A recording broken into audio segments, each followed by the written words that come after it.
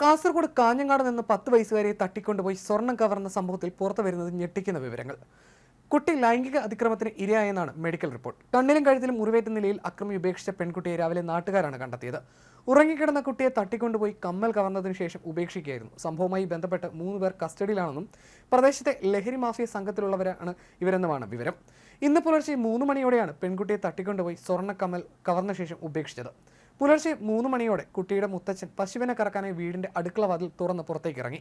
ഇതുവഴിയാണ് കുട്ടിയെ തട്ടിക്കൊണ്ടു പോയതെന്നാണ് നിഗമനം. കവർച്ചയ്ക്ക് ശേഷം വീടിന് കുറച്ചകലെ കുട്ടിയെ ഉപേക്ഷിക്കുകയായിരുന്നു. കാഞ്ഞങ്ങാട് ജില്ലാ ആശുപത്രിയിലാണ് കുട്ടി ഇപ്പോൾ ചികിത്സയിലുള്ളത്. കുട്ടിയെ കാണാതായതറിഞ്ഞ് നാട്ടുകാർ തിരച്ചിൽ നടത്തിയെങ്കിലും കണ്ടെത്താൻ കഴിഞ്ഞിരുന്നില്ല. ഇതിനിടെ അല്പം അകലെയുള്ള മറ്റൊരു വീട്ടിലെത്തിയ കുട്ടി വീട്ടുകാരെ വിളിച്ചുണർത്തി കാര്യം പറയുകയായിരുന്നു.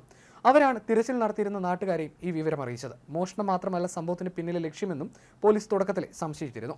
വീടിനെക്കുറിച്ച് കൃത്യമായി അറിയാവുന്ന ആരോ ആണ് സംഭവത്തിന് പിന്നിലെന്നാണ് സംശയം. വീടിന് 500 മീറ്റർ അകലെയാണ് കുട്ടിയെ ഉപേക്ഷിച്ചത്. കുട്ടിയുടെ കണ്ണിനും കഴുത്തിനും പരിക്കേറ്റിരുന്നു. മലയാളം സംസാരിക്കുന്നയാളാണ് തട്ടിക്കൊണ്ടു പോയതെന്നാണ് കുട്ടി മൊഴി നൽകിയത്. വിരലടയാള വിദഗ്ധരും ഡോഗ് സ്ക്വാഡും സ്ഥലത്തെത്തി പരിശോധന നടത്തിയിരുന്നു.